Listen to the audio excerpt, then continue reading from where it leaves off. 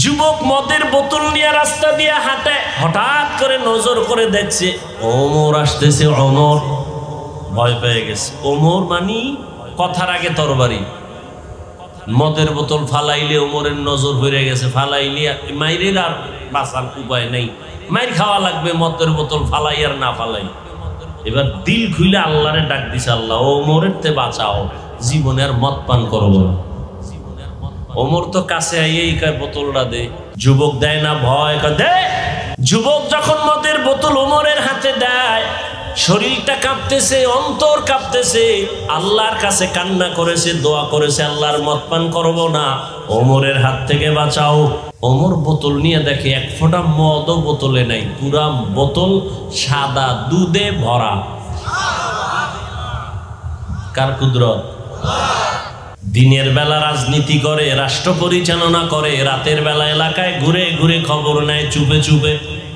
হঠাৎ নজর করে দেখে বাগানের মধ্যে বাতি জ্বলে, গিয়ে দেখে ছোট একটা ঘর, ওমর চুপচাপ দাঁড়ানো, একা, কেউ দেখে না, ওমর একা দাঁড়ানো। শুনতেছে দুই মহিলার আওয়াজ, একজন মা আর একজন মেয়ে। মা বলতেছে, এই কলিজার সন্তান, বাজারে দুধ বিক্রি করতে নিয়ে যাবি, গাভীর দুধ, পানি বেশি দিয়ে নিস। মেয়েটা বলে, আম্মু খবরদার আর বলবা না, ওমর যদি খবর পায় কল্লা ফালায় দিবে। মা কয় ওমর দেখবে না। ওমর শুনতেছে, মা কয় ওমর দেখবে না। মেয়ে ডাক দিয়ে কয়, মা ওমর যদিও দেখবে না, তবে ওমরের আল্লাহ তো দেখবেন। ওমর এতটুকু শুনে চলে গেছে। পরের দিন ওই মেয়ে মা দোনোজনকে ডাকছে আদালতে। কে ডাকছেন? ওমর ডাইকা কয়, ভয় তো পাইয়েই গেছে। ওমর বলে, কোনো ভয় নাই, আমার এরিয়ার মধ্যে আপনাদের মতো ধন্য সন্তান পাওয়া বড় কঠিন। আপনার মেয়ে বড় ভালো মেয়ে, বড় চরিত্র সুন্দর, বড় আদওয়ালা, আল্লাহর ভয় তাকওয়াওয়ালা। বলে, হ্যাঁ। আমি অন্যায়ের পথ দেখাইলেও মেয়ে পথ দেখতে চায় না।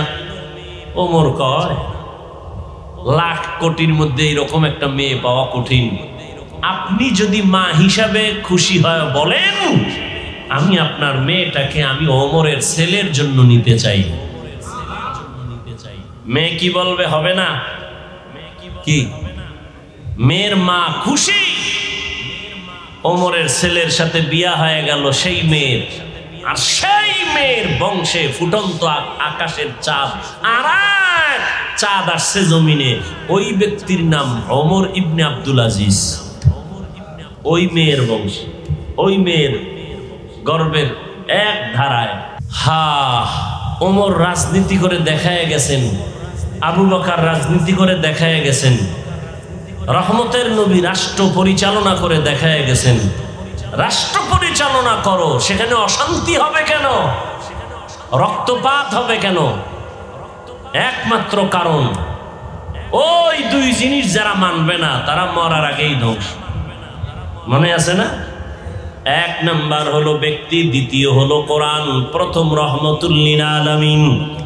নবী বিদায় বেলা সারা দুনিয়ার উম্মতের জন্য এই দুইটা জিনিস রেখে চ্যালেঞ্জ দিয়ে গেলেন। ক্বালা রাসূলুল্লাহ সাল্লাল্লাহু আলাইহি ওয়া আলিহি ওয়াসাল্লাম, তারাকতু ফীকুম আমরাইন লান তাদিল্লু মা তামাসসাকতুম বিহিমা, কিতাবাল্লাহি ওয়া সুন্নাত রাসূলি। দুই জিনিস রেখে গেলাম, নবী বলেন যদি ধইরা রাখো ঈমানও যাবে না, সম্মানও যাবে না। এক নম্বরে আল্লাহর কিতাব কোরআন, দ্বিতীয়টা হলো আমি মুহাম্মদের যারা পাবা না তাদের জন্য আমি মুহাম্মদের রেখে যাওয়া সুন্নাত। নবীরে আর পাবো? নবীরে পাবো না, কিন্তু নবী আমাদের জন্য তার আদর্শ রেখে গেছেন। ও বাবা, সন্তান বিবাহ তুমি যদি করতে চাও, কেমন মেয়ে ঘরে নিবা? রহমতের নবী আদর্শ শিখিয়ে গেছেন, ওই আদর্শ মতো বিয়া করো, বিয়ার মধ্যে দেখবা শান্তি। ওই আদর্শ মতো সন্তান নাও, সন্তান হবে সান্ত্বনার সন্তান। চোখ জুড়ানো সন্তান হবে। নবীর আদর্শ মেনে তুমি খানার প্লেটে বাও, খাইয়া দেখবা পেটটা ঠান্ডা, উল্টা পাল্টা খাইবা, তোমার অশান্তি মরার আগেই শুরু হয়ে যাবে। নবীর আদর্শ মতে বিবাহের সিঁড়িতে পা রাখো।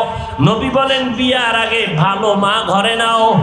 এমন একটা মা ঘরে নাও। বলে কেমন মা? বলে যেই ফল খাইতে চাও গাছটা ভালো হলেই তো ফল ভালো। মা যদি ভালো হয় তো সন্তান ভালো। একটা ভালো সন্তানের মা বাবা হয় যদি কবরে যাও, তুমি মরিয়াও অমর। একটা সন্তান ইঞ্জিনিয়ার হোক বাধা নাই, ডাক্তার বানাও বাধা নাই, প্রফেসর বানাও বাধা নাই, এসপিডিসি বানাও বাধা নাই।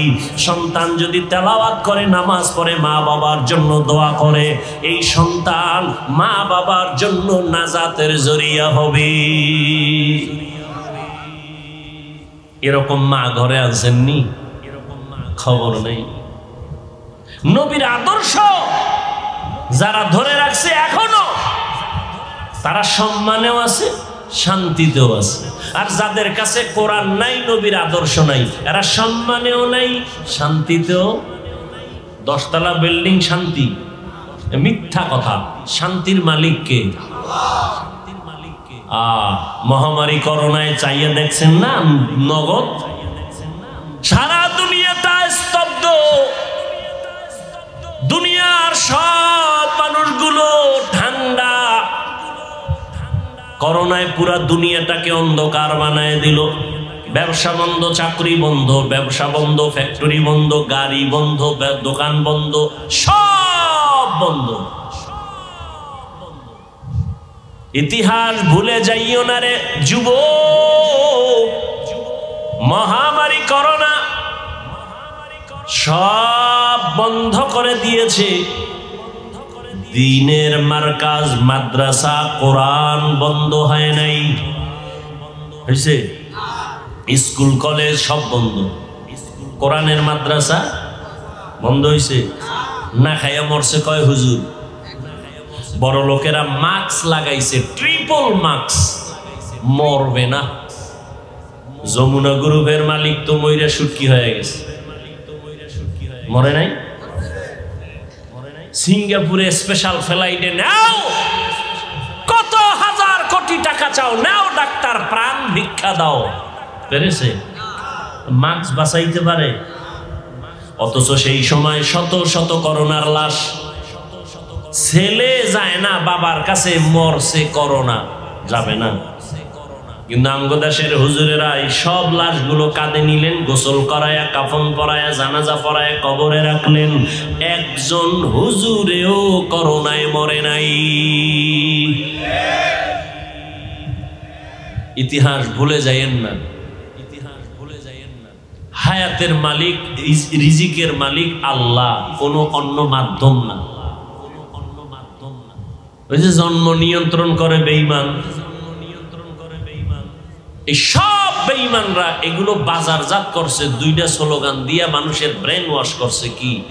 সন্তান বেশি হলে থাকবো কই, খাবে কি? এবার বড়ি খাও,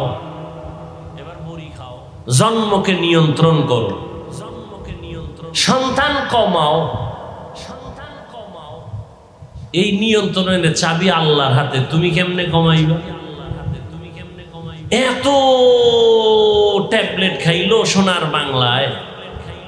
আপনারা অনেক জ্ঞানী, আমাকে বলুন তো 20 বছর আগের তুলনায় এখন আমার সোনার বাংলায় সন্তান অনেকটা কমছে না? কি সত্য কথাটা বলেন না? কমছে তো ট্যাবলেট কই? চালাক যারা কিছু আছে না, বেয়াদব, অতি চালাক। চালাক ভালো, অতি চালাক ভালো না। এই অতি চালাক যেটি বেয়াদব, এটি কি আমরা বাড়াইছি? হুজুরেরা বাড়াইছে। সন্তান হুজুরেরা বাড়াইছে। সারা বাংলাদেশের হুজুর খুঁজে দেখেন তো, হুজুর গো সন্তান আর আপনাদের সন্তান হিসাব করেন। আরো মজার কথা হলো, পৃথিবীতে বিধর্মীদের সন্তান মুসলমানের তুলনায় বেশি। অথচ জন্ম নিয়ন্ত্রণের বড়ি সাপ্লাই দেয় বেঈমানেরা, ওরা খায় না।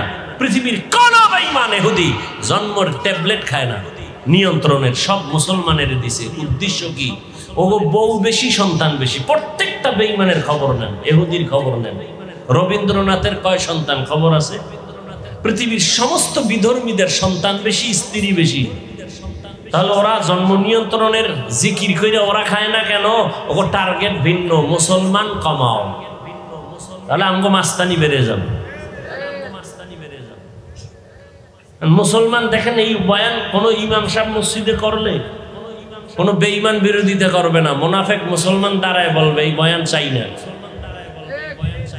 কি বেঈমান লাগবে না তো? মুসলমানই দাঁড়ায় বলবে হুজুর এই বয়ান কইরেন না। ইহুদিরে গালি দিলে আপনার গায়ে লাগে কেন? বিধর্মীর বিরুদ্ধে বললে আপনার কলিজা ব্যথা লাগে কেন? আপনার নেতার বিরুদ্ধে কথা বললে আপনার কষ্ট লাগে কেন? রসুলের যে গালি দেয় কষ্ট লাগলো না কেন? আপনি কেমন মুসলমান হিসাবটা মিলায় নেন মরার আগেই, রেজাল্ট আপনার হাতে রেডি। নেতারে গালি দিলে কষ্ট বেশি না নবীরে দিলে বেশি, নিজে নিজে হিসাব কইরা রেজাল্ট হাতে নিয়ে নেন। যদি দেখেন নবীরে গালি দিলে অত কষ্ট লাগে না, নেতা নেত্রীরে গালি দিলে কষ্ট যেই পরিমাণ লাগে, আপনি রসুলের খাঁটি উম্মত না।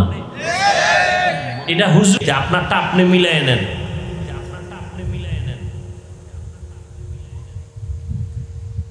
আল্লাহ শ্রেষ্ঠত্ব দান করেছেন, শ্রেষ্ঠত্ব ধরে রাখার জন্য কোরআন লাগবে, রসুলের আদর্শ লাগবে। আমাকে যুবক বাবার একটু জবাব দাও, রসুলের রেখে যাওয়া সুন্নতের আদর্শ পালন করবে, মানবে হিন্দু, বৌদ্ধ, ইহুদি, খ্রিস্টান? তোমরা বলো কারা মানবে? কোন দেশের মুসলমান? কোন দেশের? সারা দুনিয়া, শুধু ওই বাংলাদেশ বাদ, সিরাজদি খান বাদ। তুমি মানো না কেন?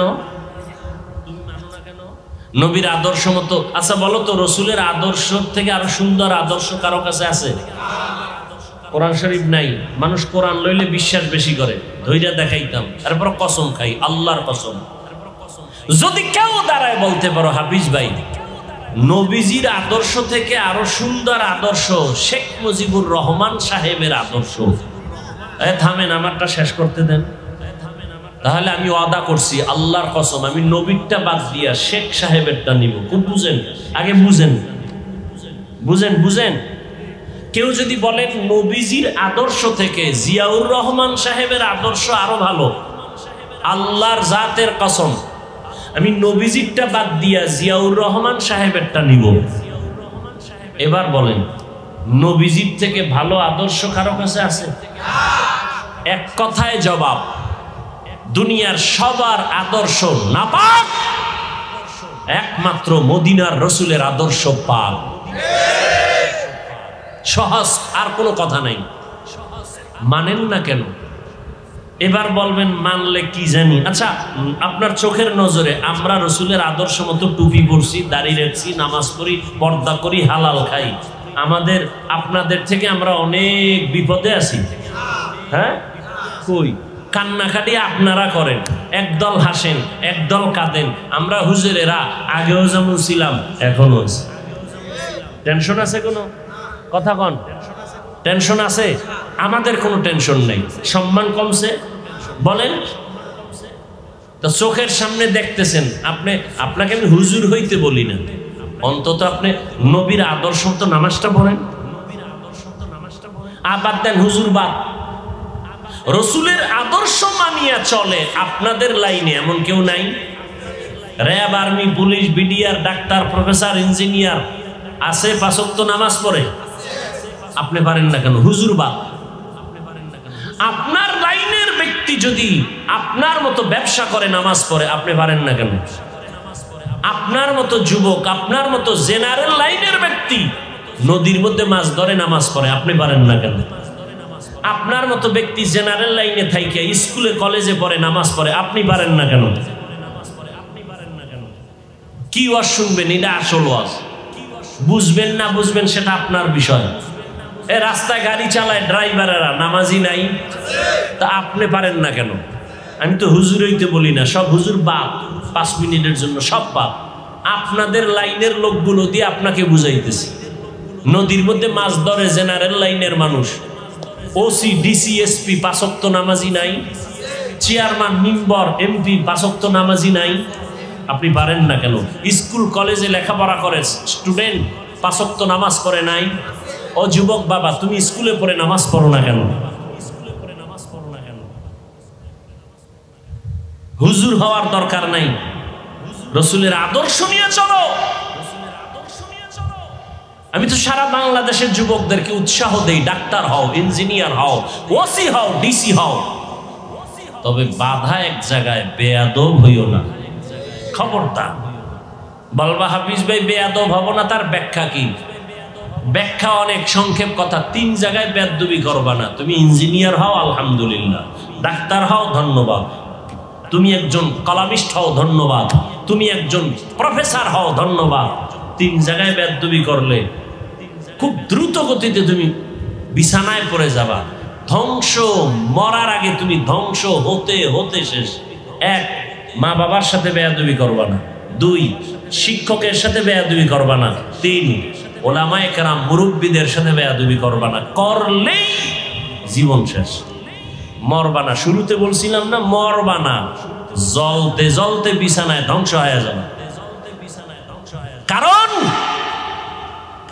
তোমার আমার জীবনের সফলতার জন্য 2টা পুঁজি লাগবে, সুস্থতা, দোয়া। দোয়া আসবে মা বাবার থেকে, শিক্ষকের থেকে, মুরব্বীদের থেকে, এবং তাদের দোয়া কবুলিয়তের যথেষ্ট পরিমাণ নমুনা আছে। এজন্য দেখো, মা বাবার সাথে যারা বেয়াদবি করে ওরা মরার আগে ধ্বংস। শিক্ষকের সাথে যারা বেয়াদবি করে খোঁজ নাও, মরার আগে ধ্বংস। আলেমদের সাথে যারা বেয়াদবি করে মৃত্যুর আগেই এদের ধ্বংস নেমে আসে। কি এর বাড়ি গেরি?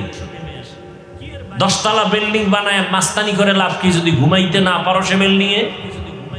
সুইস ব্যাংকে কোটি কোটি টাকা রেখে লাভ কি যদি বংশের কেউ সে টাকা ভোগ করতে না পারে? কি লাভ হবে এই মাস্তানি করে? এর সে খেরের ঘরে আলু ভর্তা দিয়ে খেয়ে ঘুমানো ভালো, প্যারাডো গাড়ি বাদ দিয়ে রিক্সা চালানো ভালো। কে বলবে এই কথা, কে বুঝবে এই কথা? বলারও মানুষ নেই, বুঝারও মানুষ নেই, বিরোধিতা করার মানুষ আছে। আমি যে আয়াত পড়ছিলাম ওর ধারে কাছেও ঢুকি নাই, ঢুকবো? মনে আছে না? সংক্ষেপ 2-4টি কথা বলবো। মিনহা খালাকনাকুম ওয়া ফিহা নুঈদুকুম ওয়া মিনহা নুখরিজুকুম তারাতান উখরা। আল্লাহ বলেন, আমি মাটির থেকে মানুষ সৃষ্টি করেছি, আবার এই মাটির গর্ভে নিয়ে যাব, আবার এই মাটির গর্ভ থেকে আমি আল্লাহ পুনরায় উঠাবো হাসরের ময়দানে। এখানে অনেক কথা আছে, আল্লাহ মাটির থেকে কেমনে সৃষ্টি করলেন, আমি ওদিকে যাব না। এখান থেকে আমরা কি সবক পাই? কসাসুল আউয়ালিন মাওয়াইজুল আখিরিন, অতীতের ইতিহাস পরবর্তী প্রজন্মদের জন্য উপদেশ বাণী। অতীতের কিসসা কাহিনী থেকে আমাদের শিক্ষা নেওয়া দরকার। নমরুদের কিসসা, ফেরাউনের কিসসা কোরআনে আছে, নবীদের কিসসা কাহিনী আছে, আছে না নাই? বলেন, এত ভেজাল, এত ভেজাল, ধর্ম নিয়ে ভেজাল। ভারত, পাকিস্তান, বাংলাদেশে, পৃথিবীর আর কোথাও এত ভেজাল নাই। ধর্ম নিয়ে যেই বাড়াবাড়ি ভেজাল আমগো সমান। বয়ান করবে, মানুষের পাও দইরা দিনের পথে ডাকবে, সেখানে আউলা জাউলা কথা বলে মানুষকে বিভ্রান্ত করে। বলে কেচ্ছা কাহিনীর ওয়াজ আমরা করি না, বলে না, বলে না? কত বড় বাহাদুর!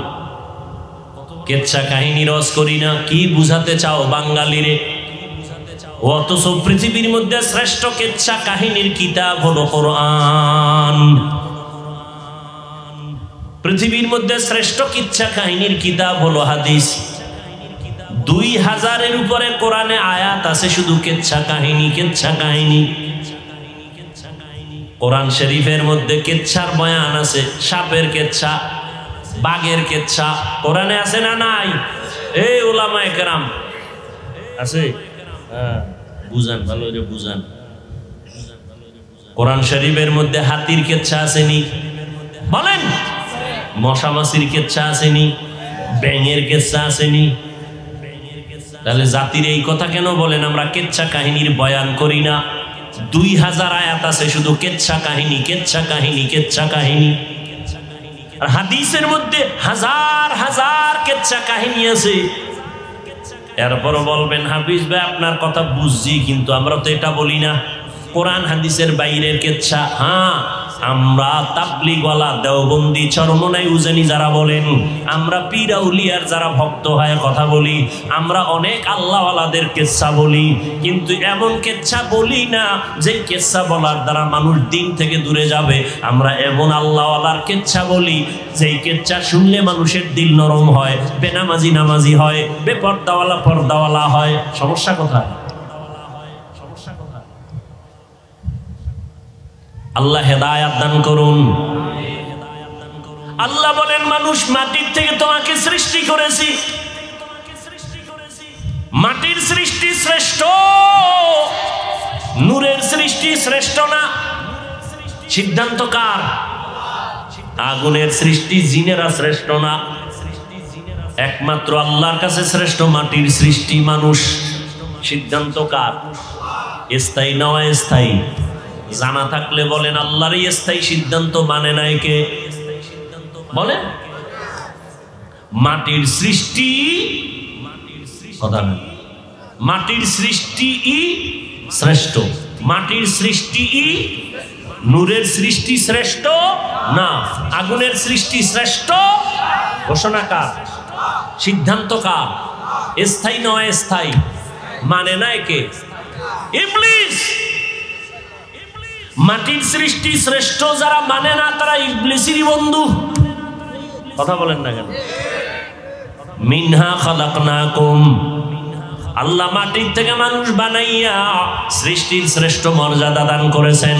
ওয়ালাকাদ কাররামনা বানি আদম ওয়া হামালনাহুম ফিল বাররি ওয়াল বাহরি ওয়া রাযাকনাহুম মিনাত তাইয়্যিবাত ওয়া ফাদ্দালনাহুম আলা কাসীরিন মিম্মান খালাকনা তাফদীলা।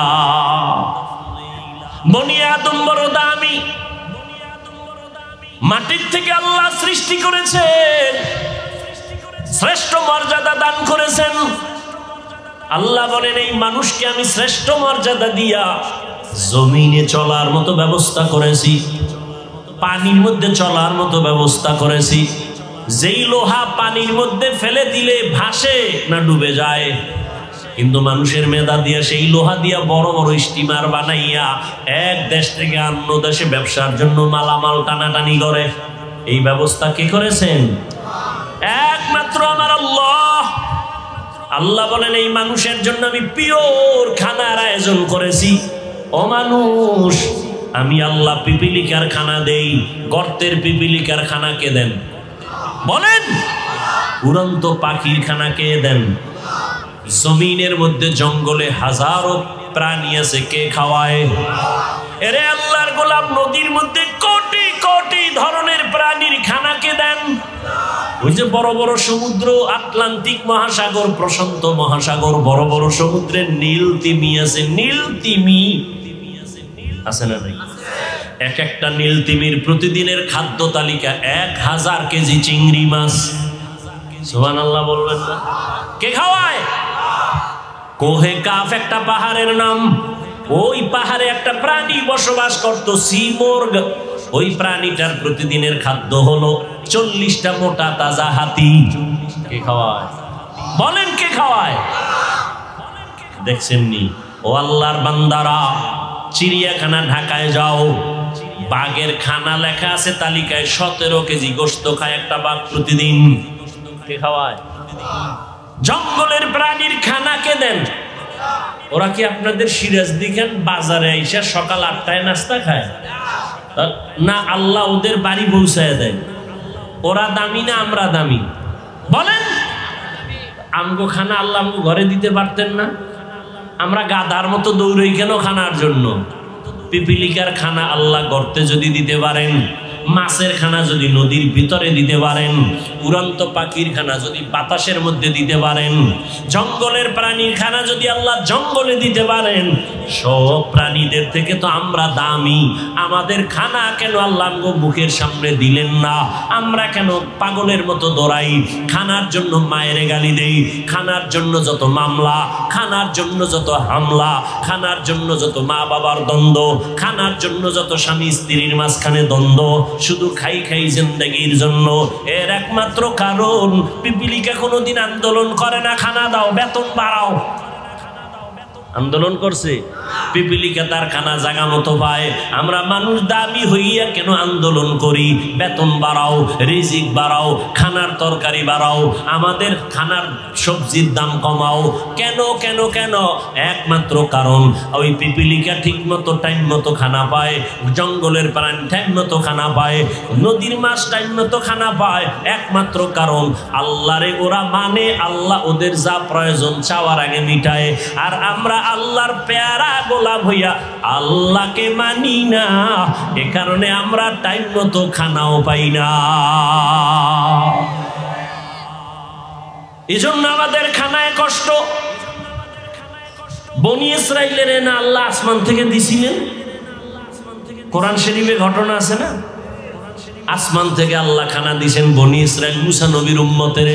সন্ধ্যাবেলা ওই যে কুয়াশা বুঝেন না, নিশির পরে ওই কুয়াশার মতো হালুয়া পড়তো, বৃষ্টির মতো জমিন ভরপুর হয়ে যায়, আর ছোট একটা পাখি বুনা করা এরকম পড়তেছে।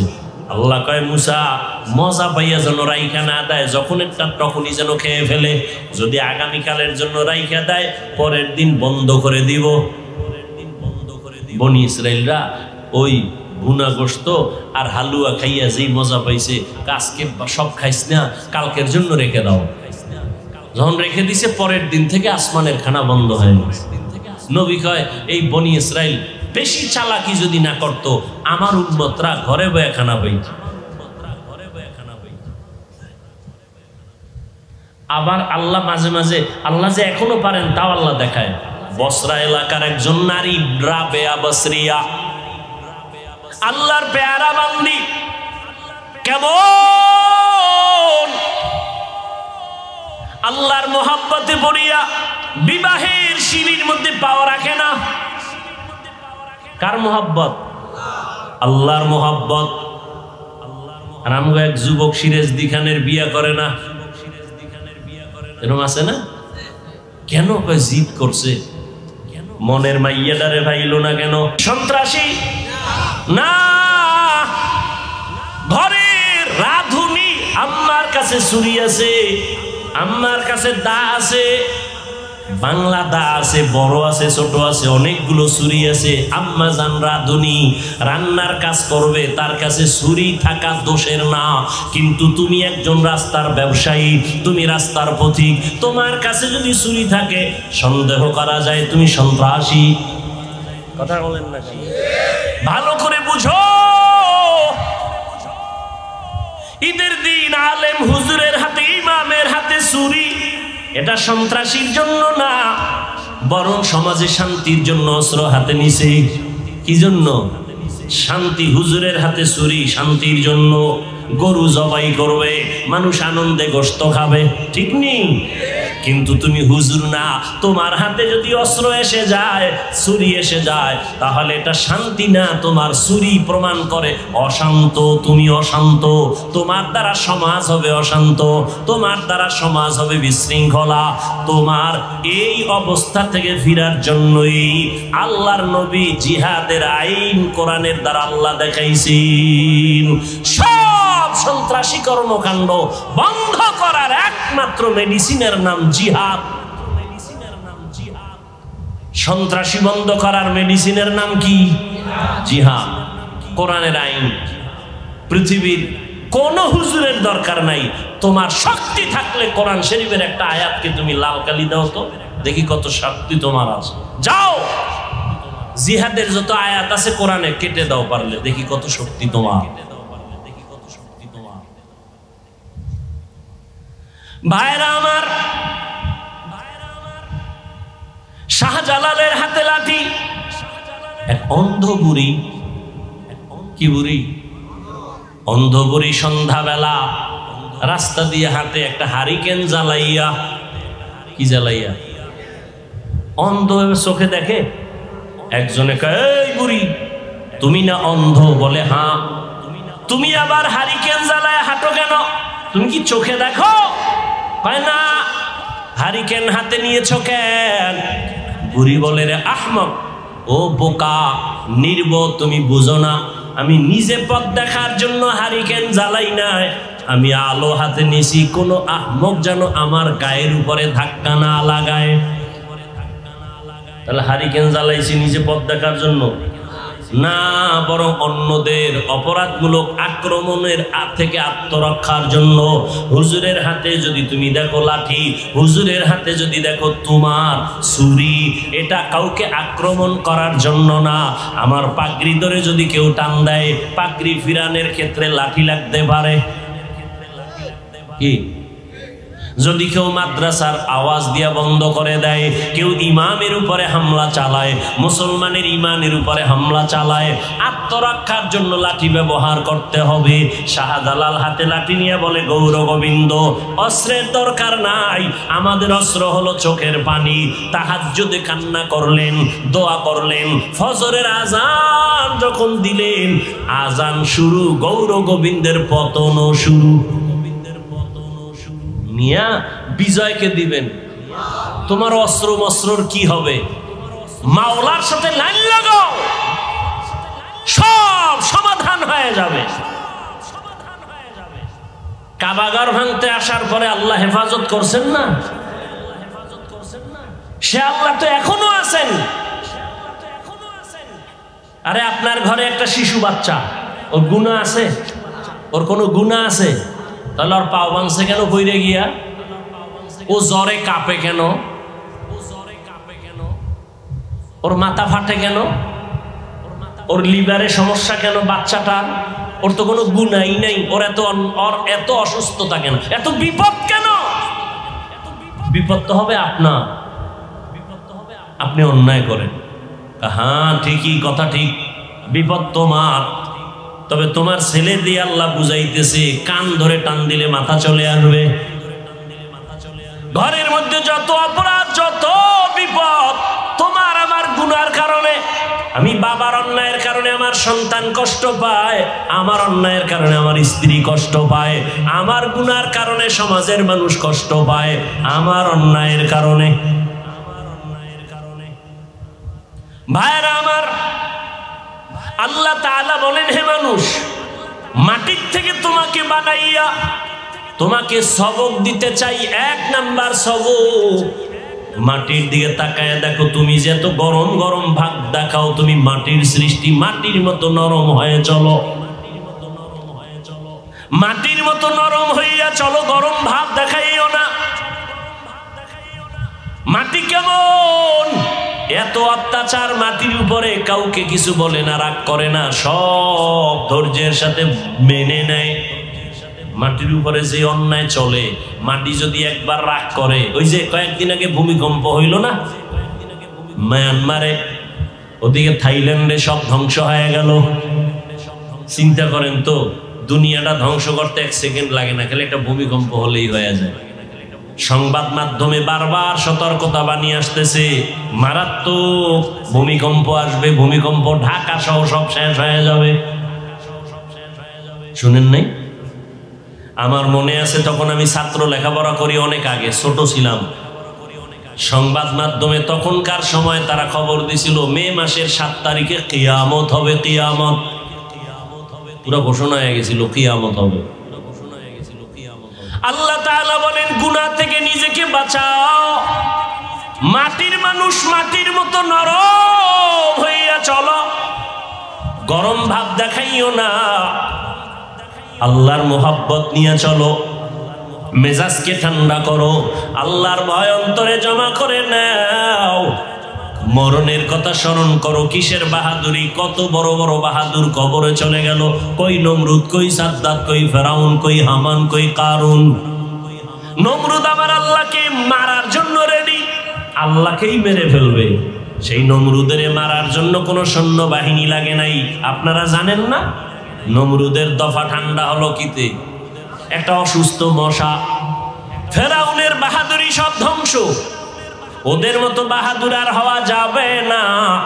অতএব এখনো মাটির মতো নরম হইয়া ওই কবরওয়ালাদের দিয়ে তাকাও।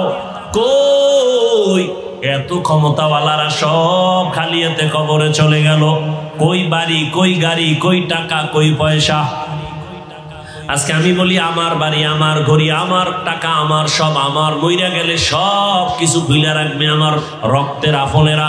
এই ঘড়িটা আর একজনের হাতে দিয়া বলবে এটা হাফিজুর রহমানের ঘড়ি না, এটা আমার। আমার মোবাইলটা আমি বলি এখন আমার, কি আমি মইরা গেলে মোবাইল আর একজনের হাতে নিয়ে বলবে এটা আমার মোবাইল, হাফিজুর রহমানের মোবাইল না। আমার বাড়িটা আর একজন দখল করবে।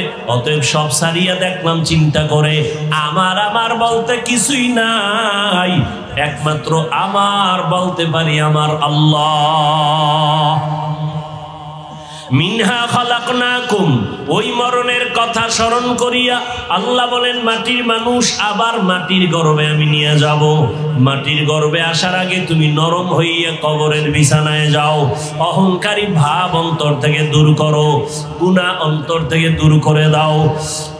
মা বাবার দোয়া নাও, আলেম ওলামার দোয়া নাও, শিক্ষকের দোয়া নিয়া, নবীর সুন্নতের আদর্শ নিয়ে চলো। ও যুবক, ও পর্দার আড়ালের মা বোনেরা, ও বৃদ্ধ বাবাজিরা, এরে আম্মা জান, আপনার মতো কত মা এখনো আছে পর্দা করে, নামাজ পড়ে, স্বামীর মাল হেফাজত করে, বেপর্দায় চলে না, নামাজ ছাড়ে না, মোবাইলে সময় নষ্ট করে না, স্বামীর মাল খেয়ানত করে না। এরে আম্মা জানেরা, আপনারা কেন পারবেন না? আল্লাহ সন্তান দান করেছেন, একটা সন্তানকে আদর্শ ডাক্তার বানায় যান। সন্তানের ব্যবহারে কোনো দিন শিক্ষক যেন কষ্ট না পায়, সন্তানের আচরণে কোনো মুরব্বী যেন কষ্ট না পায়, সন্তানের ব্যবহারে কখনো বন্ধুরা যেন কষ্ট না পায়। নম্র ভদ্র আদর্শওয়ালা বানায় যান, আপনার জীবনটা ধন্য হয়ে যাবে। সন্তান ডাক্তার হলেও আপনার জন্য দোয়া করতে ভুলবে না, ইঞ্জিনিয়ার হলেও দোয়া করতে ভুলবে না। এখনো সময় আছে, তওবা করে নেন। আর বেপরদায় চলবেন না, আর মোবাইলে সময় নষ্ট করবেন না, স্বামীর মাল হেফাজত করবেন, খেয়ানত করবেন না। সন্তানটাকে আদর্শওয়ালা বানাবেন। ও বৃদ্ধ বাবাজি, আপনার সন্তানকে আদর্শ সন্তান বানায় যান। মানুষ যেন আপনি মরিয়া গেল দোয়া করে, বাবাও ভালো ছিল, ছেলেটাও বড় ভালো, স্কুলে পড়লেও ব্যবহার ভালো, কলেজে পড়লেও ব্যবহার বড় ভালো, 5 ওয়াক্ত নামাজ পড়ে, মুরব্বি দেখলে আগে সালাম দেয়, এমন একটা সন্তান রেখে যান। পরিশেষে আমার কলিজার যুবক বাবাদের বলবো, ও যুবক বাবা, তোমার মতো যুবক দেখো রাস্তায় গাড়ি চালায়, নামাজ ছাড়ে না। তোমার মতো যুবক দাড়িওয়ালা নামাজি স্কুল কলেজে পড়ে, অভাব নাই। মনেরে বুঝাও, তুমি কেন পারবা না? আল্লাহর মোহাব্বত নিয়ে এখনো সময় আছে, তওবা করো, মনেরে বুঝাও, আর আল্লাহকে মনে মনে বলো, হে মালিক, আমার মতো যুবক স্কুল কলেজে পড়িয়া যদি নামাজ পড়ে, আমার কপাল কেন খারাপ, আমি কেন নামাজ আদায় করতে পারি না? আমার মতো যুবক যদি র্যাব, আর্মি, পুলিশ, বিডিআরের চাকরি করে, নামাজ পড়ে, আমি কেন পারবো না? আমার কপালে কার বরদোয়া লাগলো, আমার কপালে কার অভিশাপ লাগলো? আমার মতো যুবক রাস্তায় গাড়ি চালায়, ব্যবসা করে, চাকরি করে, নামাজ ছাড়ে না। তুমি যুবক বাবা কেন পারবা না? তোমার মতো যুবক তাকায় দেখো, শ্রমিকের কাজ করে, নদীর মধ্যে মাছ ধরিয়াও নামাজ ছাড়ে না। তুমি কেন পারবা না? আমি একবারও বলি না তুমি পাগড়িওয়ালা হুজুর হও, তুমি কওমি মাদ্রাসায় যাও, তুমি তাবলিগে যাও, চরমনাই যাও, উজানি যাও, একবারও বলতে চাই না। তোমার মনে চাইলে যাও, না যাও তোমার ইখতিয়ার। তবে আমার দাবি, তুমি স্কুলে পড়ো, কলেজে পড়ো, চাকরি করো, ব্যবসা করো, মা বাবার সাথে বেয়াদবি করবা না, আলেম ওলামার সাথে বেয়াদবি করবা না, কোনোদিন শিক্ষক বা মুরব্বীর সাথে বেয়াদবি করবা না। আদবালা জীবন নিয়ে নবীর আদর্শ মতে নামাজি হয়ে যাও। পেছনের গুনার কথা স্মরণ করে চোখের পানি ছেড়ে তওবা করো। মরিয়া গেল আর দাড়ি কাটবা না, নামাজ ছাড়বা না, বেপরদায় চলবা না, মোবাইলে আর গুনাহ করবা না। মা বাবার বরদোয়া নিবা না, শিক্ষকের সাথে বেয়াদবি করে বরদোয়া নিবা না, ওলামায়ে কেরাম মুরব্বীদের দোয়া নিয়ে চলবা। তওবা করার মতো যদি কারো অন্তর তৈরি হয়, অন্তর যদি মুনাফিকি না থাকে, খাঁটি তওবার নিয়ত যাদের আছে, দুটো হাত আমার আল্লাহকে দেখায় দাও। আয় আল্লাহ, হাতগুলো কবুল করে নেন, তওবা কবুল করে নেন, তওবার উপরে মজবুত হইয়া চলার তৌফিক দান করেন, আমিন। আলহামদুলিল্লাহি রাব্বিল আলামিন, ওয়াসসালাতু ওয়াসসালামু আলা সাইয়্যিদিল আমবিয়া ওয়াল মুরসালিন ওয়া আলা আলিহি ওয়া আসহাবিহি আজমাইন। ইয়া আরহামার রাহিমিন, ইয়া আরহামার রাহিমিন, ইয়া আরহামার রাহিমিন। রাব্বিরহামহুমা কামা রাব্বায়ানি সগীরা। আল্লাহুম্মা ইন্নাকা আফুউন কারীম তুহিব্বুল আফওয়া ফা'ফু আন্না। আল্লাহুম্মা ইন্না নাসআলুকা রিযাকা ওয়াল জান্নাহ ওয়া নাউযু বিকা মিন সাখাতিকা ওয়ান নার। আল্লাহুম্মা ইন্না নাউযু বিকা মিনাল বারাসি ওয়াল জুনুনি ওয়াল জুযামি ওয়া সাইয়্যিল আসকাম। আল্লাহুম্মা ইন্নী যালামতু নাফসি যুলমান কাসীরান ওয়া লা ইয়াগফিরুয যুনুবা ইল্লা আনতা ফাগফিরলি মাগফিরাতাম মিন ইনদিকা ওয়ারহামনি ইন্নাকা আনতাল গফুরুর রহিম। আল্লাহুম্মা আরহামনি বিতারকিল মাআসি। আল্লাহুম্মা আরহামনি বিতারকিল মাআসি। আল্লাহুম্মা আরহামনি বিতারকিল মাআসি। ও দয়ার মালিক, গুনাহের বোঝা নিয়ে আপনার দরওয়াজায় হাজির। দুনিয়ার মানুষের অনেকের বাড়ির দরওয়াজা এখন বন্ধ, আপনার রহমতের দরজা তো সব সময় খোলা। ও আল্লাহ, আমরা গুনাহ করে ফেলেছি। যেদিন দুনিয়াতে আসছিলাম কত পবিত্র, আমি দুনিয়াতে আসার পরে আমার মা বাবা কত আনন্দ মুখর পরিবেশে ছিলেন। আজকে সেই পবিত্র আনন্দময় জীবনটাকে নাপাক করে ফেলেছি। আমার গুনার খবর আমার মা জানে না, বাবা জানে না, ভাই বোনেরা জানে না। আমার গুনার কারণে এখন আমি তাকায়া দেখলাম, মনে হয় আমার হাত দুইটা নাপাক। আমার গুনার কারণে আমার জবানটা নাপাক হয়ে গেছে। আমার গুনার কারণে আমার চোখ নাপাক, আমার অন্তর নাপাক। তওবার নিয়তে হাত তুলেছি, আর গুনাহ করব না। গুনার কারণে দিলটা পাথর, চোখে পানি নাই। একটা সন্তান যদি মা বাবাকে হারাইয়া কান্না করতে পারে, ও আল্লাহ, আমরা তোমার পরিচয় হারাইয়া কেন কাঁদতে পারি না? আমাদের গুনার কারণে দিলটা পাথরের মতো হয়ে গেছে। ও আল্লাহ, দিলটা নরম বানায় দেন, কান্নাওয়ালা চক্ষু দান করেন। ও সিরাজদি খানের মুসলমান, দুনিয়ার ঘরে আগুন লাগলে পানি ছাড়া ঠান্ডা যেমন হয় না, জাহান্নামের আগুন যে গুনার কারণে জ্বলিয়া উঠল, তোমার আমার গুনার কারণে তোমার আমার মা বাবার কবরে জাহান্নামের আগুন চোখের পানি ছাড়া ঠান্ডা হবে না। ওই জাহান্নামের আগুনটা সমুদ্রের পানি দ্বারা ঠান্ডা করা যাবে না, আবে হায়াতের পানি দ্বারা ঠান্ডা হবে না, জমজমের পানি দ্বারা ঠান্ডা হবে না।